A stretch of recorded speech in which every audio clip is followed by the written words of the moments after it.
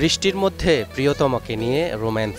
আকাশ জুড়ে থাকা মেঘের রাজ্য, অদূরে সবুজে ঢাকা মেঘালয় পাহাড়, বিস্তৃত নীল জলরাশি আর মাথা তুলে দাঁড়িয়ে থাকা হিজল করজ গাছের বন। সৌন্দর্য পিপাসুদের দৃষ্টি কাটতে আর কি প্রয়োজন। টাঙ্গুয়ার হাওর এক এমন প্রাকৃতিক সৌন্দর্যের ঠিকানা যেখানে কিছু সময়ের অবস্থানও মন ভালো করে দিবে যে কারোর। হাওরের বুক চিরে নৌকাতে ভেসে বেড়ানো কিংবা স্বচ্ছ পানিতে নেমে একটুখানি সাঁতার, শরীর ও মন চাঙ্গা হবে নিমিষেই। খুব ভালো ব্যবস্থা ছিল, নৌকায় উঠলাম, দৃশ্য অনেক সুন্দর আর সাঁতার কাটতে অনেক ভালো লাগলো যেহেতু ঢাকা শহরে।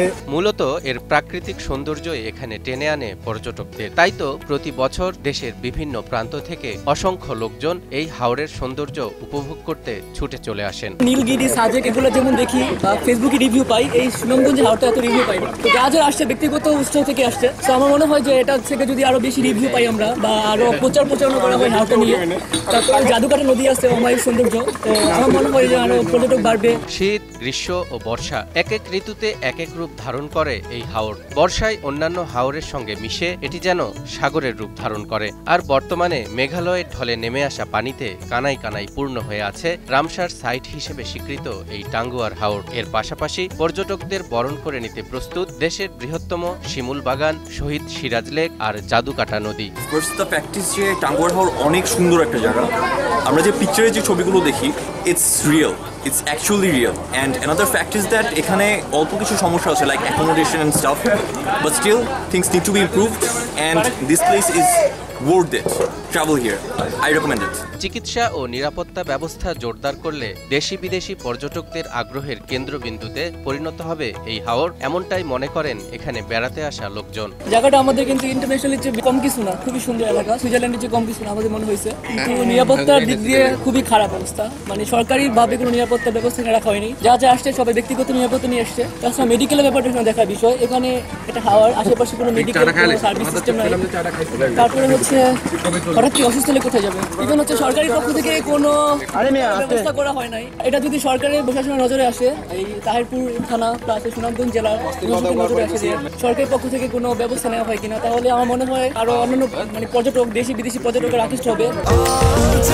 স্বাস্থ্যকর অল টাইম হানিকম, সব সময় অল টাইম হেলদি লাইফ।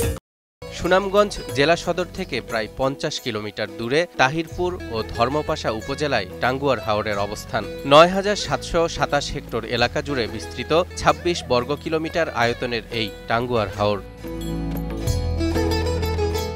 এই জলাভূমিতে 52টি বিল ও 120টি কান্দা রয়েছে নানা প্রজাতির মাছ, উদ্ভিদ, দেশি বিদেশি পাখি সহ অসংখ্য জীববৈচিত্র্য।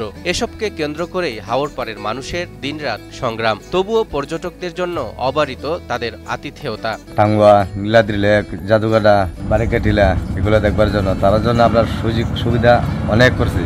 তার জন্য অনেক আপ্যায়ন কর্ম আসলে মোটামুটি প্রস্তুতি রাখছি। ওই পরিষ্কার আবর্জনা সব ডাস্টবিন, আমরা সচেতন আছি সবাই। এখন পর্যটকরা আমরা সেবা দিতে পারবো সর্বোচ্চ। এদিকে অভিযোগ উঠেছে হাওরের নিরিবিলি পরিবেশ নষ্ট করছে এক শ্রেণীর উচ্ছৃঙ্খল যুবক।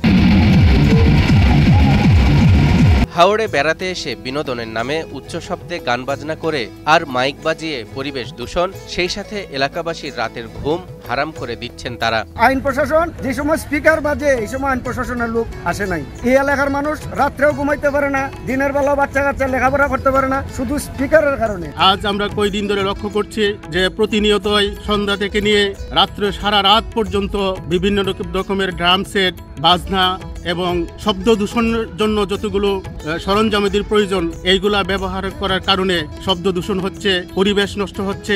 12 মাসই বিভিন্ন পর্যটন স্পটকে কেন্দ্র করে ওনারা আসেন। আমরা সাধুবাদ জানাই, ওনারা আমাদের মেহমান।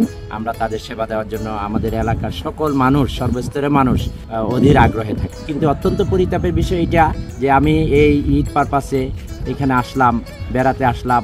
আমার ঘরে আমার ভাতিজা আছে, পড়াশোনা করে, সে রাতে পড়তে পারে না, আমরা রাতে ঘুমাতে পারি না, একমাত্র বাদ্যযন্ত্রের কারণে। উচ্চ শব্দে মাইক বাজানো বন্ধে প্রয়োজনে কঠোর ব্যবস্থা গ্রহণ করবে স্থানীয় পুলিশ প্রশাসন, এমনটাই জানালেন টেকেরঘাট পুলিশ ফাঁড়ির ইনচার্জ। পাশাপাশি এবারের মৌসুমে পর্যটকদের নিরাপত্তা ব্যবস্থা শতভাগ নিশ্চিত করা হবে বলেও জানানো হয়েছে। আমরা আমাদের টেকেরঘাট পুলিশ ফাঁড়ির পক্ষ থেকে আমরা সবসময় এখানে টহল রাখি। যখন দেখি যে কোনো নৌকায় উচ্চস্বরে গান বাজানো হচ্ছে তাদেরকে আমরা ওয়ার্নিং দিই এবং আইনের আওতায় চেষ্টা করি। আমরা প্রাথমিকভাবে ওয়ার্নিং দিয়ে আমাদের কার্যক্রম চালু রেখেছি এবং আমরা পরবর্তীতে যদি এটা বন্ধ না হয় আমরা আরও পরবর্তীতে অন্য ব্যবস্থা নিব। বিনোদনের নামে উচ্চ শব্দে মাইক বাজানো বন্ধ করতে আরও তৎপর হবে প্রশাসন। আর পর্যটন বান্ধব পরিবেশে হাজারো পর্যটকদের পদচারণায় মুখরিত হবে তাহিরপুর, এমনটাই প্রত্যাশা সকলের।